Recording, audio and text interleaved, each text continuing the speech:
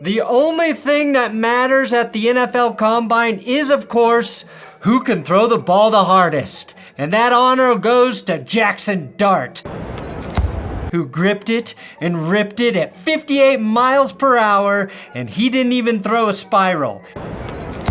It kind of feels like the NFL Combine is becoming less interesting as more players opt out of performing. Or maybe it's not interesting to me because I don't need a fucking quarterback anymore. Regardless, the top two QBs in this draft class, Cam Ward and Shedeur Sanders, didn't throw. Boring. The clear-cut number one running back, Ashton Genty, didn't run. Boring. The quarterbacks who did throw, like Dylan Gabriel and Will Howard, seem to only raise more concerns than answer questions. You're not helping my case, guys. Today, though, I'm going to reveal which draft prospects hurt and help their draft stock and the real winners and losers from the NFL Combine. Here on That's Good Sports.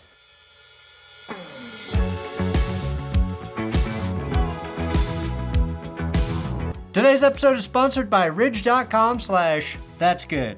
It's Ridge's 12-year anniversary, which means Ridge is almost old enough to watch PG-13 movies. The great news for you is they are having an anniversary sale with up to 40% off of their best products.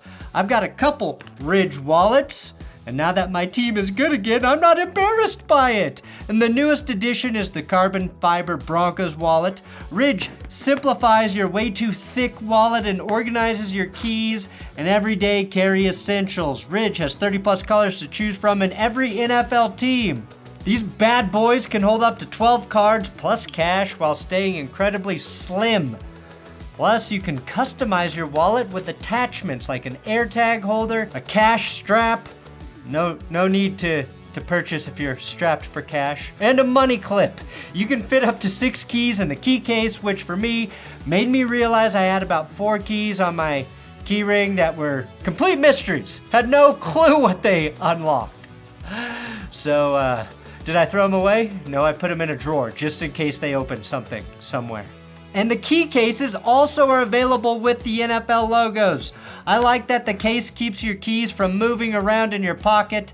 The wallets feature Ridge RFID blocking materials to protect you from digital thieves. So use my link below, ridge.com/thatsgood, to save up to 40% off now during their anniversary sale. Oh wait, I got another one. I'm going to start with quarterback Cam Ward. Even though he didn't throw, he was the winning quarterback at the NFL Combine. Cam Ward apparently interviewed incredibly well, sort of the opposite of what we heard about Shedeur Sanders. It wasn't just that Cam Ward left his team interviews with glowing reviews, his former teammates spoke very highly of him. Tight end Elijah Arroyo, one of the more athletic tight ends in this draft class, said this of Ward at the Combine: "He's the ultimate team guy, ultimate teammate. Everybody sees what he does on the field and his confidence and everything. But the biggest thing I'd say is just the type of leader he is. From day one, he brought the team together." That's nice to hear, because if you're an NFL team banking the future of your franchise on a quarterback, you know if the dude can ball by this time. Getting confirmation on a quarterback's leadership skills is more important than watching them throw scripted passes, and Ward ensured that he will be the first quarterback drafted in April. We just don't know if that's going to be Tennessee or Cleveland at this point. Losers? Quarterback hand size. My favorite measurement there is. Since the NFL Network is no longer allowed to measure quarterback penises due to the great Nick Foles debacle of 2012 when they ran out of room on the tape measure and couldn't get an accurate reading, we have to settle for hand measurements. Now, the one knock on quarterback Cam Ward is actually his hands, measuring in at a girlish 9 inches. Joe Burrow has 9-inch hands, and I'd say he does just fine. He gets the job done, if you know what I mean. Bite each one of your fingers off one at a time, and during rehearsal, he actually bit me. Dumb football people equate hand size with fumbles. Well, Russell Wilson has some of the biggest hands in the NFL, and he has fumbled and lost one more fumble than Joe Burrow since 2020, in roughly the same amount of games. Kirk Cousins, near 10-inch hands, and he leads the league in fumbles since 2020. Quarterback fumbles have more to do with ball security and pocket awareness than anything else. Cam Ward actually fumbled quite a bit though at Washington State, losing 8 in 2023, but improved that number to just 3 in 2024. It's pretty impressive considering this is how he likes to stand in the pocket. Winning wordplay? Me, for this next bit. Winning sleight of hand goes to quarterback Jalen Milroe. His hand somehow grew by a half of an inch between the Senior Bowl and the Combine. He went from an unforgivable 8 3/4 inches to a very acceptable 9 3/8 inches. When asked how he grew his hands, Milroe responded, "We just measured from the taint this time." Speaking of Milroe, he was a Combine winner. Like Cam Ward, Jalen Milroe impressed NFL teams with his football knowledge, his football IQ. This was from Sports Illustrated. Jalen Milroe impressed a lot of people. Just very good. In fact, one of the teams asked Jalen Milroe a series of questions about what he was really good at. He gave them answers. Then they asked him what he could get better at, and his answer was, "How much time do you have?" Wait, so you're saying you suck in a lot of areas, Jalen? Get the fuck out of my office! That's what I would have said if I was a GM.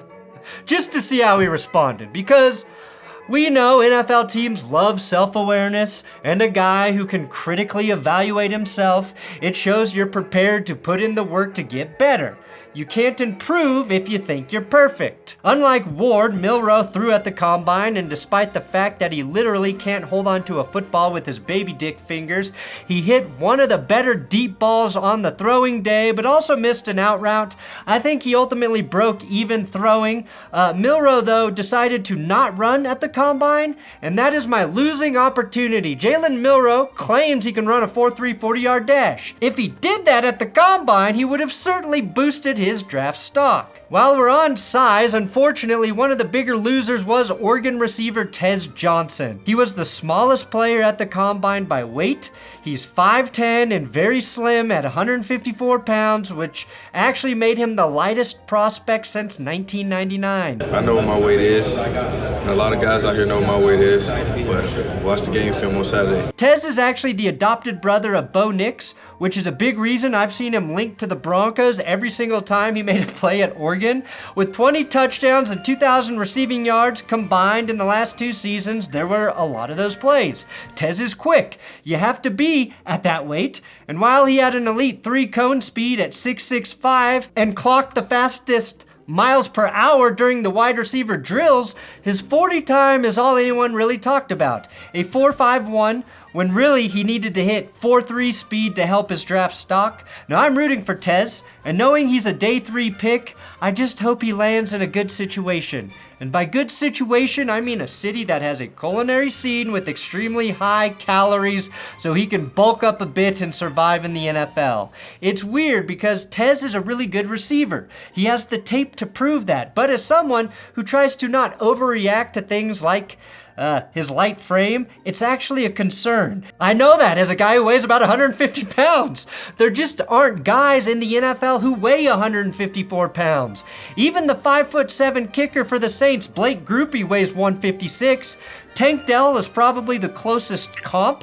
5'10" or 5'8", both show up, 165 pounds, and he suffered the worst knee injury we witnessed last season. Tank also ran a less than impressive 40 time at 4.49. I think Tez supporters were hoping for a fast 40 so he could be a late round pick, but he might be a rookie free agent if he can't get a better 40 time out there. The key difference though is Tank was coming off a 17 touchdown, 1,400 yard receiving season in 2022 when he entered the league. Now a receiver who was a big winner in the 40 was Texas ball grabber Matthew Golden. Golden finished with 987 receiving yards last season and 9 touchdowns. He was projected to be a late first round pick, but after he ripped a 4.39 40-yard dash, he could be closer to a mid first round pick, maybe mid-late, I don't know. His 4.29 40 though was the fastest for any receiver at the Combine, and as a result, Matthew Golden was showered with praise. A golden shower. A golden opportunity for a team that needs a receiver with high upside. Now, there's been a lot of talk about Shedeur Sanders and Travis Hunter out of Colorado, but receiver Jimmy Horn had a nice combine and is also currently ranked as Deion Sanders' #1 kid. Deion texted me, Jimmy #1. I mean, it's all right. Winning player we thought was really good, who then looked really good at the combine, Alabama linebacker Jihad Campbell. His greatest skill, of course, is multiplying himself.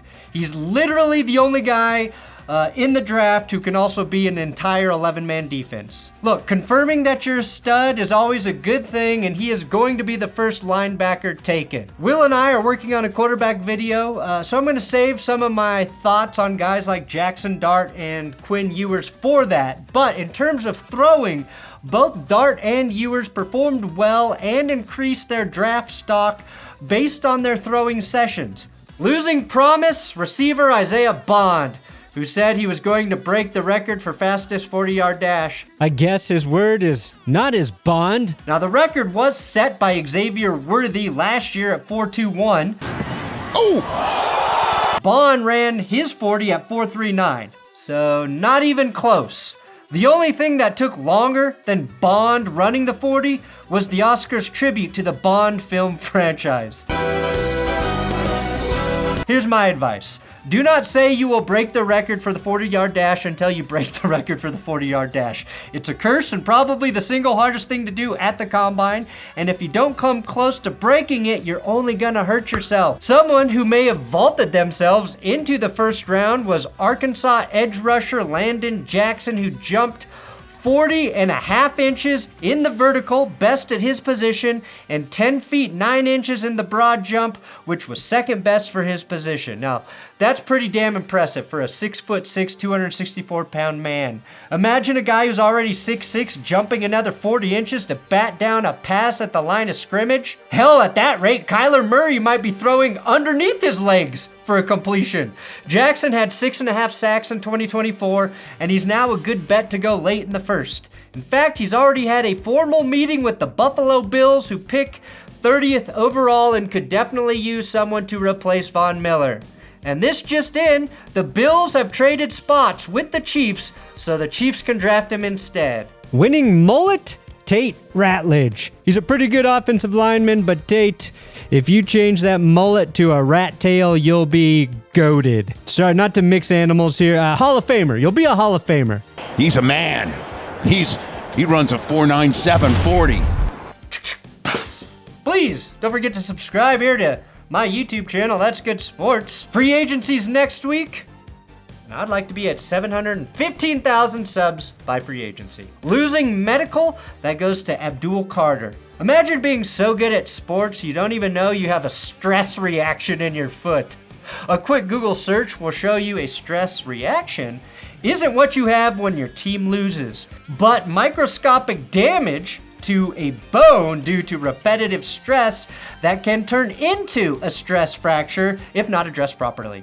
Now, it won't require surgery, and he should be fine with some rest. I guess the only team you wonder about being worried by this is the Titans. Whether or not they draft a quarterback at 1 is still kind of a mystery. Carter is considered the #1 prospect in this draft by many, but a slight injury concern could be the difference between him going 1 or 3 or 4 or 2, I don't know. If the Titans do take a quarterback at 1 and the Browns trade Myles Garrett, and they want to wait on a quarterback, this seems like an easy pick at 2 for Cleveland.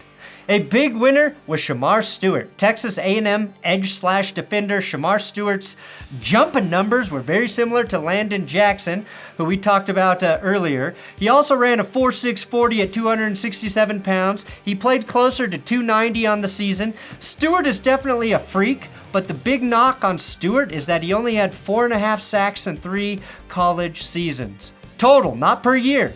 I know scouts aren't really caught up in stats, but at some point you'd expect him to have more than a sack and a half in any given season, which he never did.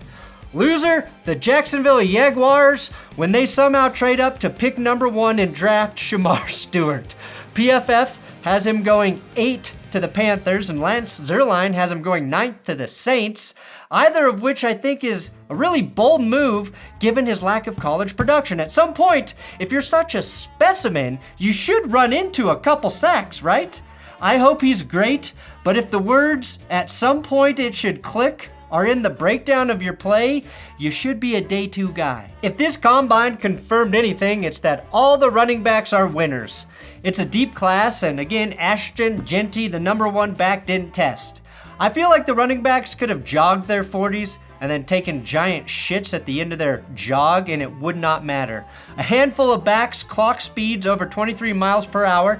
That's very fast. We're talking Raheem Mostert fast. The winning running back, though, is a split between Omarion Hampton and Bashul Tootin. Both Hampton and Tootin finished with insane athletic scores. Both have great NFL running back size. Hampton, 6 feet at 220. Tootin, 5'9", 209. Hampton was on my radar and widely considered the number 2 back in this draft.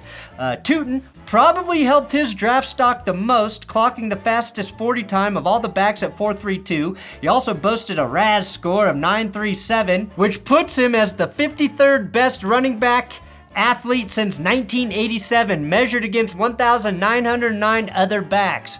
More importantly, he produced on the field at Virginia Tech, churning out 1,159 rushing yards and 15 TDs in 2024. Ultimately, all of the running backs were winners before the combine even started because of how important NFL running backs proved to be last season, whether it was Saquon Barkley, Derrick Henry, Jahmyr Gibbs, Josh Jacobs, even Aaron Jones. Running backs are no longer second-class citizens in the NFL, and these guys are going to get pushed up in the draft because of the contribution from their elders.